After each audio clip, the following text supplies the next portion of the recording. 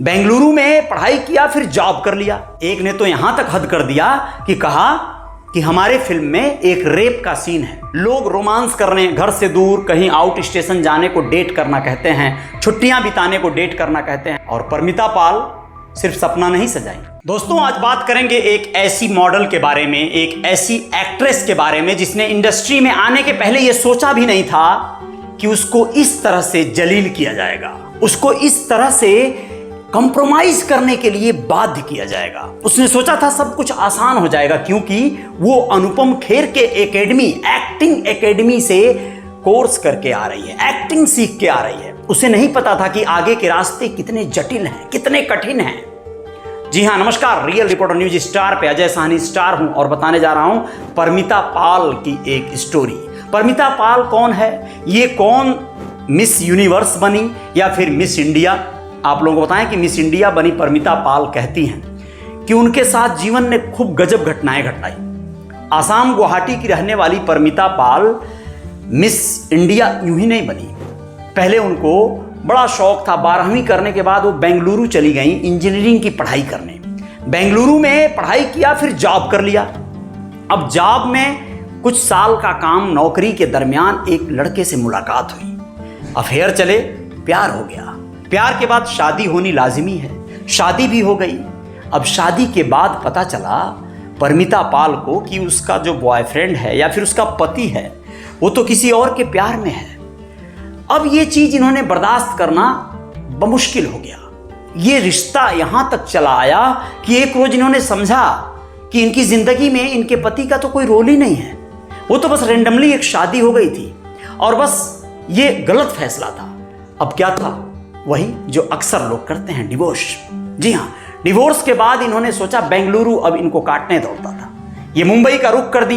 अपनी जिंदगी को लेकर एक नए आयाम, एक नई चढ़ाई चढ़ने के तैयारी के साथ मुंबई तो आ गई। एक्टिंग एकेडमी ज्वाइन कर लिया अनुपम खेर की। अनुपम खेर की एक्टिंग एकेडमी ज्वाइन के साथ साथ ऑडिशन देने जाने लगी, जहां इनको लीड मिलने लगा।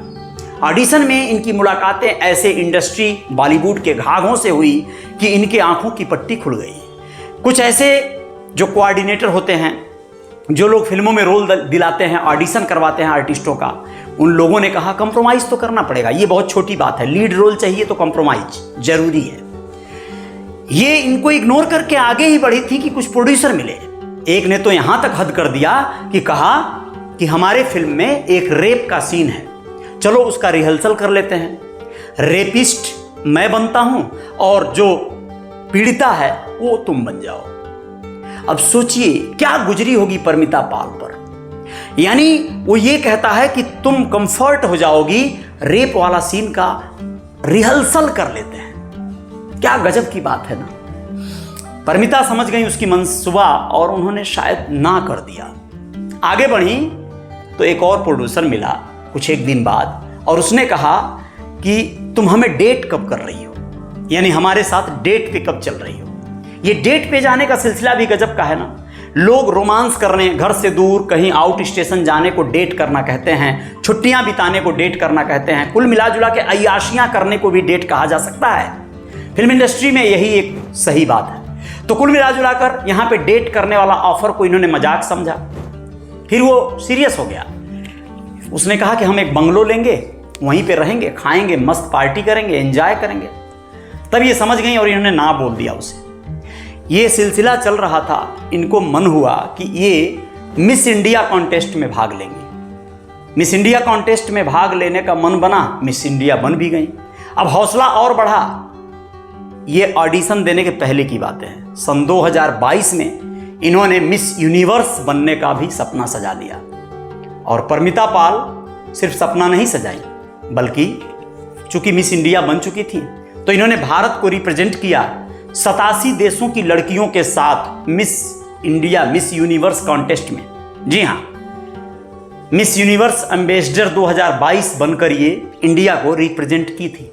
लेकिन इसके बावजूद भी इनके साथ लोग कंप्रोमाइज तक की बात करने लगे, इनके साथ लोग डेट करने की बात करने लगे। कहती हैं परमिता पाल कि मैं 120 ऑडिशन दे चुकी हूं, 30-35 लोग जेन्युइन भी मिले हैं, जिनमें से कौन शॉर्ट लिस्टेड करता है देखते हैं। जिस बंदे ने इनको डेट करने की बात कही थी और इन्होंने ना कर दिया था, उसने कहा ठीक है कोई बात नहीं, फिर भी हम फिल्म करेंगे तुम्हारे साथ, लेकिन इनको कोई कॉल नहीं आई। अगर ये डेट कर चुकी होती उसके साथ तो हो सकता है कुछ भेंट हो गया होता, लेकिन ऐसा नहीं हो सका। परमिता कहती हैं कि मैं अपने आप पे वर्क करूंगी, एक्टिंग के और गुर सीखूंगी, अपने आप को और निखारूंगी और अपने दम पे, अपने हुनर के दम पे हो सकता है कोई अच्छा इंसान मिल जाए जो कला और प्रतिभा का सम्मान करता हो, तो मुझे वो दिन का इंतजार है। आप लोग क्या कहेंगे इंडस्ट्री के इस काले चेहरे को देखकर? अंदाजा लगाइएगा। लेकिन मैं यहाँ पे इंडस्ट्री के काले चेहरे ही सिर्फ गिनाने बताने नहीं आया हूँ। मैं रियल रिपोर्टर न्यूज स्टार हूँ और मैं आप लोगों को सही जानकारी देना चाहता हूँ और दूंगा। जय जयकार यहाँ जारी रहेगी। आप लोग बने रहिएगा मेरे साथ, हम आएंगे और कुछ खास खबरों के साथ। बहुत बहुत धन्यवाद, शुक्रिया। सब्सक्राइब कर लीजिएगा हमारे चैनल को और लाइक कर दीजिएगा इस वीडियो को। कमेंट बॉक्स में अपने सुझाव भी दीजिएगा। जय जयकार तभी तो होगी। नमस्ते, जय हिंद, जय भारत, शुक्रिया।